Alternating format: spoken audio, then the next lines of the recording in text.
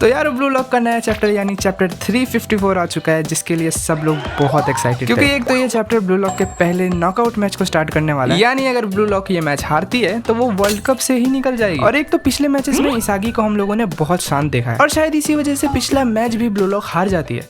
लेकिन इस मैच में ऐसा नहीं होने वाला, क्योंकि इस मैच में हमें इसागी की नई फॉर्म की एक हिंट मिलती है, जिसके बारे में बात हम एंड में करेंगे। तो चलिए चैप्टर को स्टार्ट करते हैं। नासा वाले बहुत खतरनाक हैं। तो चैप्टर की स्टार्टिंग होती है कमेंटेटर्स और फैंस से, जो कि सारे ही जोश में होते हैं और पूरा स्टेडियम भी शाइन कर रहा होता है। और तब हमें ब्लू लॉक की फॉर्मेशन दिखाई जाती है, जिसमें हमारा ओजी इतोशी रिन था ही नहीं। वैसे तो हमें ये बात पहले से पता थी, लेकिन बाकियों को नहीं पता थी, इसलिए उन लोगों के लिए थोड़ा सरप्राइजिंग था। लेकिन आप पहले ये लाइनअप को देखो यार, शीदो ऊपर अकेले खेल रहा है, क्योंकि ऑफ कोर्स ब्लू लॉक में कम ही ऐसे प्लेयर्स हैं जो उसके साथ कीप अप कर पाते हैं या उसे चैलेंज कर पाते हैं। और डिफेंस स्टार्ट होता है करासू से, जो हमेशा की तरह मिडफील्ड ही खेल रहा है। और लास्ट लाइन की डिफेंस में है क्योरा, आईक्यू, आरयू और रियो, जिसके साथ गोलकीपर पे गागामारू खेल रहा है। और इस लाइनअप को देखकर तो कमेंटेटर्स भी कंफ्यूज हो जाते हैं, जिसमें से एक बोलता है कि आखिर ब्लू लॉक करना क्या चाह रही है। तभी दूसरा कमेंटेटर्स बोलता है कि शायद हमें इस मैच में कुछ ऐसा देखने को मिले जो हमने कभी देखा ही ना हो। और ये मैच हमारी एक्सपेक्टेशन से और ज्यादा इंटरेस्टिंग होने वाला है, क्योंकि ये दोनों ही टीम डू और डाई वाले मैच में है। और ऑफ कोर्स इंग्लैंड भी ऐसा नहीं चाहेगी कि वो वर्ल्ड कप से निकल जाए।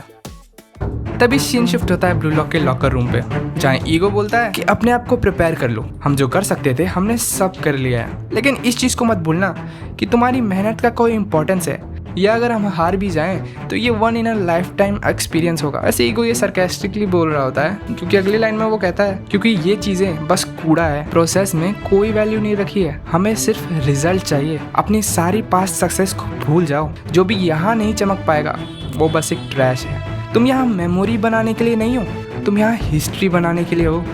तो इस मैच में अगर तुम्हारे मन में किसी भी तरीके का डर या एंजाइटी आती है तो वो मेरी यानी ईगो चिंपांजी की गलती है। सबसे बदतर चीज जो तुम इस मैच में कर सकते हो वो डर से फ्रीज हो जाना। इसलिए मैं इन सब चीजों की रिस्पॉन्सिबिलिटी लेता हूँ। तुम्हारी सारी अचीवमेंट तुम्हारी है और तुम्हारे सारे फेलियर्स मेरे हैं। इस बात को अपनी जहन में बिठा लो और एडवांस करते रहो अपने ईगो को। सिर्फ लास्ट सेकेंड तक अपने गोल के लिए खेलो। और तभी ये सब सुन के ब्लू लॉक की सारी टीम हाइप अप हो जाती है। अब देखो यार, चिंपांजी बड़ी चीज तो है, लाइक वो जब भी अपनी कोई फिलॉसफी देता है वो ब्लू लॉक की टीम में एक जान सी डाल देता है। तभी वो लास्ट लाइन बोलता है कि ब्लू लॉक ये तुम्हारा टाइम है, तुम अपनी जीत की भूख को सबको दिखा दो। तभी हमें टनल का सीन दिखाया जाता है, जिसमें सब लोग तैयार होते हैं, सब लोग कॉन्फिडेंस से बात कर रहे होते हैं।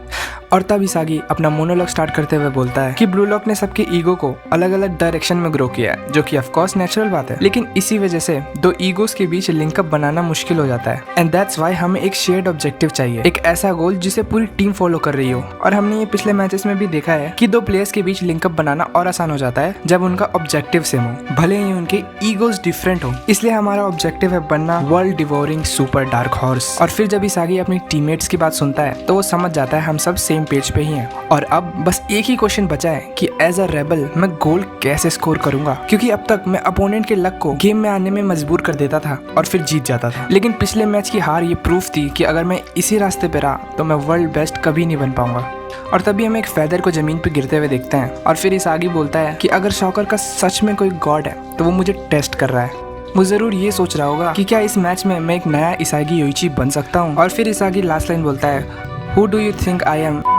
अब देखो यार, चैप्टर तो यहीं तक था, लेकिन ये फेदर वाले पैनल ने हम लोगों को कंफ्यूजन में डाल दिया है। अब देखो, इसके बहुत से चांसेस हैं कि वो गॉड लाइक क्रीचर हमें इस मैच में जरूर मिलेगा। और वो कब मिलता है ये सब तो नए चैप्टर में देखेंगे। और अगर आपको भी वो देखना है तो सब्सक्राइब कर दो। और अब चलते हैं।